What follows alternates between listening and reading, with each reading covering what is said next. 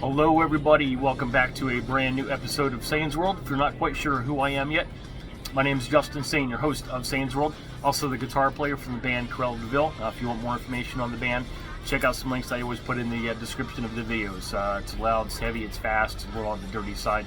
Most likely if you're checking out this video, this is right up your alley. Greatly appreciate it if you check it out. So let's let's dive balls into this episode because this is heavy news and unbelievable if it's true. So yeah, let's just get into this. So the other day, Carmine Appice, who, if you don't know him, he is a very well-respected drummer. He's played with Vanilla Fudge, Rod Stewart, the Beck Trio, King Cobra, Ozzy Osbourne. He's done session work for decades. Very well-respected drummer. Yeah, as far as in the rock community, in the metal community, he's one of the greats. Not everybody knows him because he doesn't really stick out. He's not a person that's up front and very boisterous, very flamboyant. He just kicks ass, gets the job done, and he moves on. So he did a exclusive interview with Ultimate Guitar the other day, and it's kind of blown up to the fact that it's just unreal if this is true. So he's kind of sticking up for Mick Mars. Of course, you know, he retired from Motley Crue from touring duties. John Five's taken over for him. Everybody knows this, but everybody was kind of wondering why. Everybody assumed it was because of his ankylosing spondylitis. It's, you know, back disease, bone disease. It works on the inside, turns him into a hunchback, and he's unable to tour. Well, Carmine is saying bullshit, and he is sticking up for Mick Mars, and he is saying the following. And I'm just going to read this interview because this is unbelievable. So like I said, this is from Ultimate Guitar. I'm going to put the full interview. It's not a video, it's in written word. I'm going to put this in the description of this video. This is unreal. I'm just going to read just kind of bullet points here, so check this out. Recently, drummer legend Carmine Appice sat down with Andrew Daly for an Ultimate Guitar exclusive interview. Among other things, Carmine was well known, but we're going to skip this. Mars left the touring lineup, legendary metal. We're going to follow this. All right. I know that you're good friends with Mick Mars. What are your thoughts on his departure from Motley Crue? And he says the following. Well, I'll tell you what I've been talking to Mick, and he told me, quote, and this is from Mick, when I was on the stadium tour, I was not happy. Basically, everything was on tape.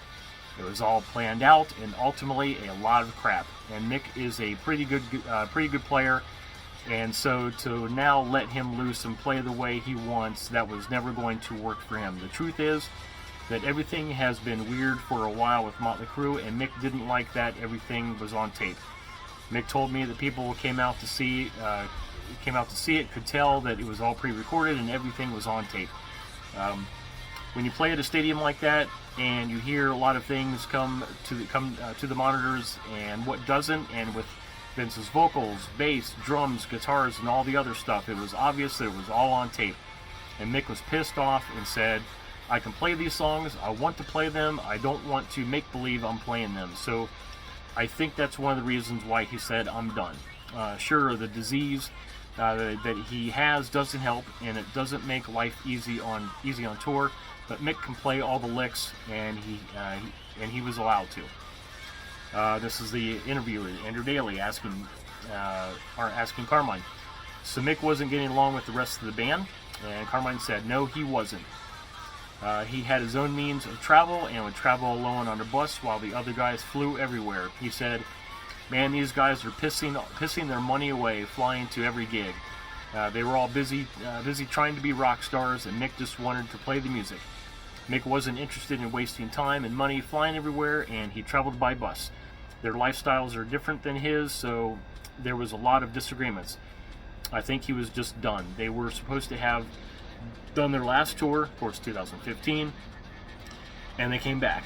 And they did the stadium tour, and it was apparently supposed to be the last.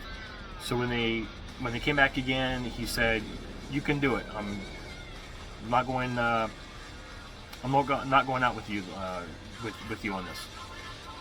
And he asked what his thoughts were about replacement John 5. He says he's a good player, but if you're on tape, it doesn't matter. It's sad.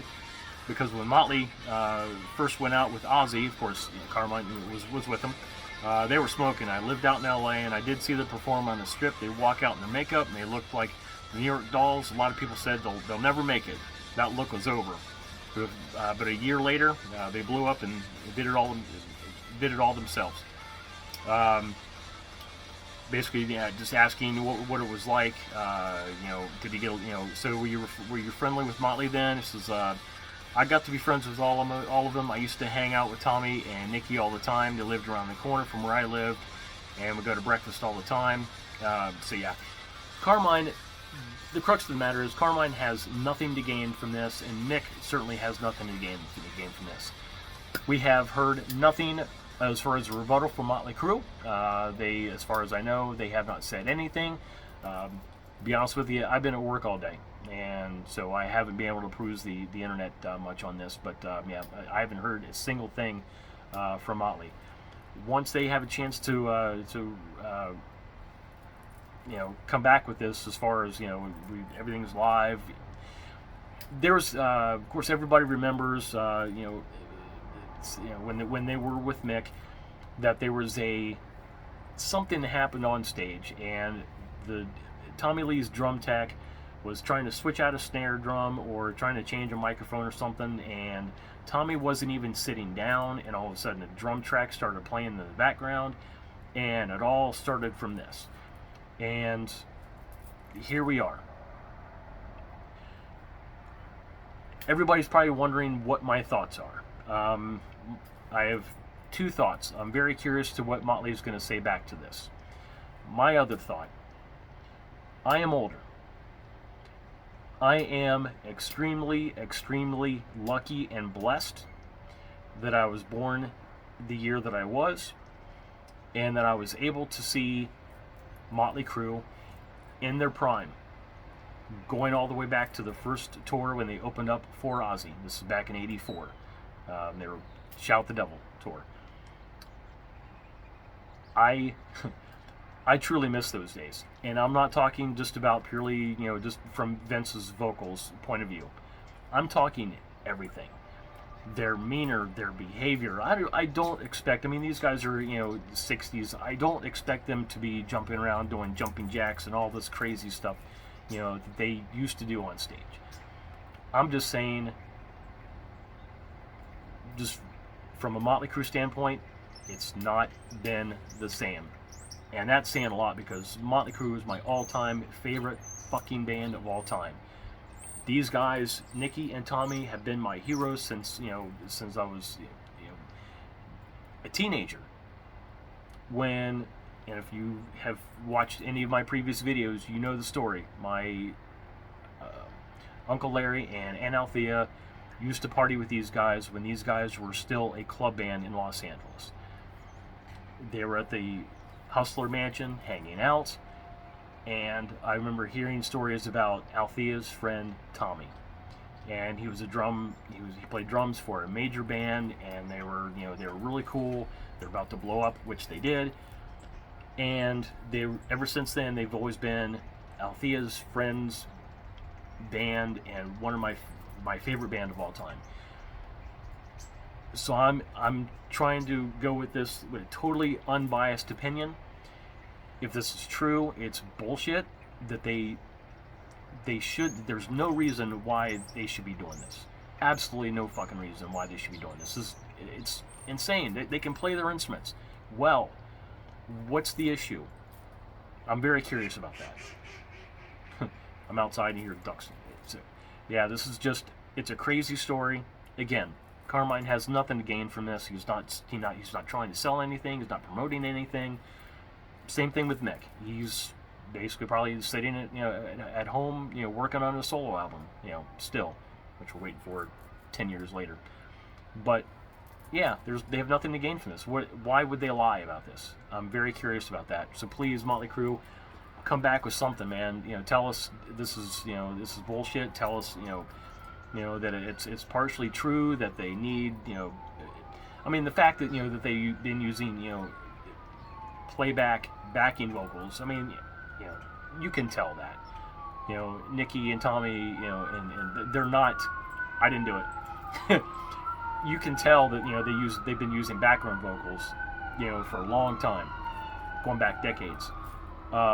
There's no reason to have the full music, drums, guitar, bass, even vocals, which is hard to imagine. All this pre-recorded. There's absolutely no reason to do this. They can play their instruments. John 5, he's one of the greatest guitar players in the world. There's no reason why they should have to do this. I completely don't understand it.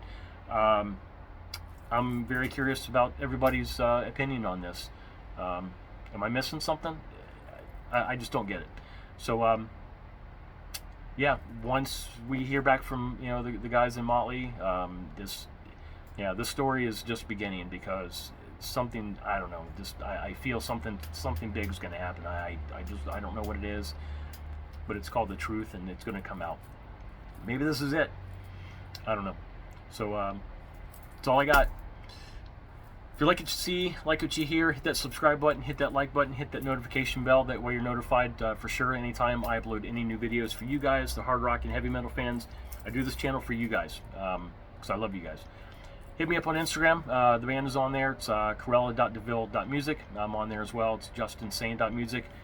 Feel free to hit us up. Love you guys. Until next time, stay metal, stay rad, keep it heavy. Life just got a lot more interesting, didn't it? Love you guys. See you guys soon.